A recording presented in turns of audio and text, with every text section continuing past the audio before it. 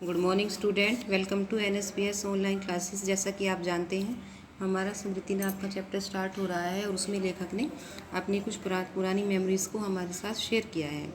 लेखक जब दूसरे गांव में चिट्ठियां डालने जाता है तो डेला फेंकते समय उसकी चिट्ठियां कुएं में डल जाती हैं और उसके मन में क्या क्या विचार आता है ये उसने हमें यहाँ पे बताया है। दृढ़ संकल्प से दुविधा की बेड़ियाँ कट जाती हैं। कवि के दृढ़ संकल्प मतलब कठोर निश्चय, बिल्कुल। मेरी दुविधा समस्या भी दूर हो गई। कुएं में घिसकर चिट्ठियों को निकालने का निश्चय किया। लेखक कहता है, मैंने यह सोचा कि मैं कुएं में उतरूंगा धीरे धीरे और फिर चिट्ठियां निकालूंगा। कितना भयंकर निर्णय था, लेखक कहता है, कितना खतरनाक निश्चय था। मैं जो मरने को तैयार हो गया था। देखिए, बचपन ऐसा होता है, उसमें हमें पता नहीं चलता। लेखक ने सोचा कि यदि वो बिना चिट्ठियाँ डाले वापस चला गया तो उसका बड़ा भाई उसे बहुत ज़्यादा पनिशमेंट देगा, उसके साथ बहुत बुरा व्यवहार करेगा। उसे क्या, मूर्खता अथवा बुद्धिमत्ता में से किसी काम को करने के लिए कोई मौत का मार्ग ही स्वीकार कर ले और वह भी जानबूझकर, तो फिर अकेला संसार से भिड़ने को तैयार हो जाता है। लेखक कहता है कि जब हम अपने मन में किसी चीज़ को करने का निश्चय कर लेते हैं, फिर हम ये नहीं सोचते कि इसका परिणाम क्या होगा, अच्छा या बुरा।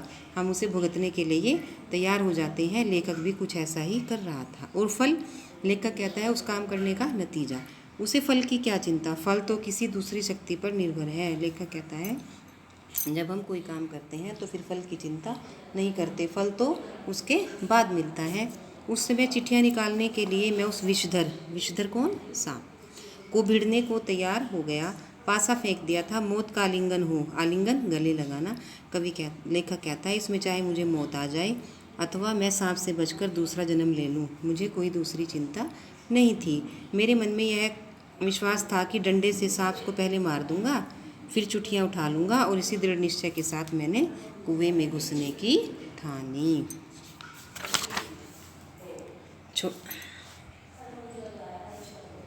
छोटा भाई रोता था। उसके रोने का तात्पर्य था कि मेरी मौत नीचे बुला रही है। लेखक कहता है, मेरा छोटा भाई लगातार रो रहा था। उसे ऐसा लग रहा था कि कुएं में मेरी मौत है।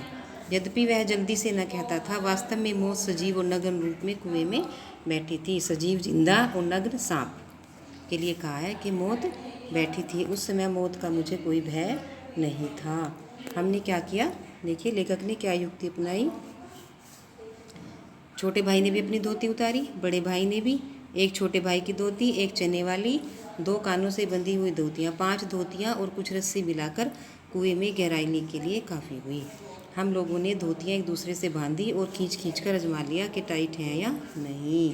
दूसरी ओर कोई धोखे का काम न रखा। धोती के एक सिरे पर डंडा बांधा और उसे कुएं में डाल दिया। छोटे भाई को दिया। छोटा भाई केवल 8 साल का था, इसलिए धोती की डग में से कड़ी करके बांध दिया। तब उसने खूब मजबूती से पकड़ने के लिए कहा। मैं कुएं में धोती के सहारे नीचे उतरने लगा। छोटा भाई यह देखकर रोने लगा। मैंने उसे यह भरोसा दिलाया कि मुझे कुछ नहीं होगा। इससे पहले मैंने अनेकों सांप मारे थे और अपने मन में योजनाएं बनाने लगा कि धीरे धीरे उतरूंगा।